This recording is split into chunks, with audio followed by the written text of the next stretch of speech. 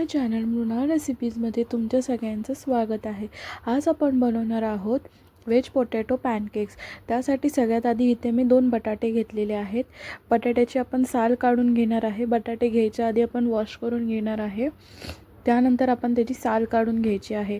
साल काढून झाल्यानंतर आपण त्याला खिसून घेणार आहे।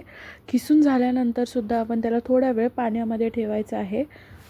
आता इथे आपलं सगळं बटाट्याची जी साल आहे ती आपण आता काढून घेत आहे। बटाट्याची साल जी आहे ती काढून झालेली आहे। तर आपण बटाटे खिसून घेत आहे। बटाटे खिसून घेतल्यानंतर आपण त्याला थोडंसं पाण्यामध्ये ॲड करणार आहे। थोडा वेळ पाण्यात ठेवायचं आहे। त्याला चांगलं वॉश करून घ्यायचं आहे आपला पोटॅटो। आणि इथे तर तुम्ही बघू शकता मी इथे 1 ग्लास पाणी ॲड केलेलं आहे। 1 ग्लास पाणी आपण इथे ॲड करून घेणार आहे बटाट्यांमध्ये। त्याला चांगलं वॉश करून घ्यायचं आहे। वॉश करून झाल्यानंतर त्याचं स्टार्च जे आहे बटाट्याचं ते सेपरेट होईल। त्यानंतर आपण बटाटा सेपरेट करून घ्यायचा आहे पाण्यामधून।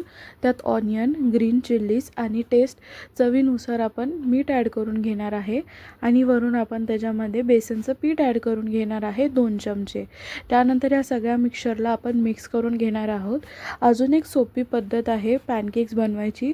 त्यामध्ये तुम्ही बटाटा किसून घेतल्यानंतर सगळे स्पाइसेस ॲड करू शकता आणि त्याचे छोटे छोटे कट करून, जसं आता इथे मी बनवणार आहे पॅनकेक आपले, तशीच तुम्ही जो शेप हवा आहे तो तुम्ही देऊ शकता बटाट्यांना।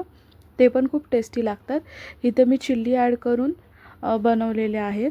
इथे आता आपण तेल ॲड करून घेणार आहे। त्यानंतर तेल आपण पॅनला सगळीकडे लागावं इक्वली म्हणून आपण त्याला थोडंसं मिक्स करून घ्यायचं आहे। त्यानंतर आपण वरून आपले जे पॅनकेक्स आहेत तसे एक स्पूनने आपण टाकणार आहोत आणि त्या स्पूनने आपण त्यांना शेप देणार आहोत। थोडे पातळ करायचे आहेत जेणेकरून त्यांना क्रंची असा टेक्स्चर येईल। तर इथे आपले पॅनकेक्स जे आहेत ते एका साईडनं ब्राऊन झालेले आहेत। सेम आपल्याला दोन्ही साईडून भाजून घ्यायचे आहेत। लास्ट रेसिपी मी माझ्या चॅनलवरती स्टफ्ड ऑनियन ऑमलेटची टाकलेली, जर नसेल बघितली तर जाऊन बघा। डिस्क्रिप्शन बॉक्समध्ये लिंक देईन, माझा इंस्टाग्राम ID सुद्धा देईन। तुम्हाला कशी वाटली रेसिपी ती कमेंट करून सांगा। इथे आपले पॅनकेक्स रेडी आहेत। एक एक करून आपण काढून घेणार आहोत आणि ग्रीन चटणीसोबत सर्व करणार आहोत। तुम्हाला नेक्स्ट रेसिपी कोणती बघायला आवडेल ती प्लीज कमेंट करून सांगा। And thank you so much for watching.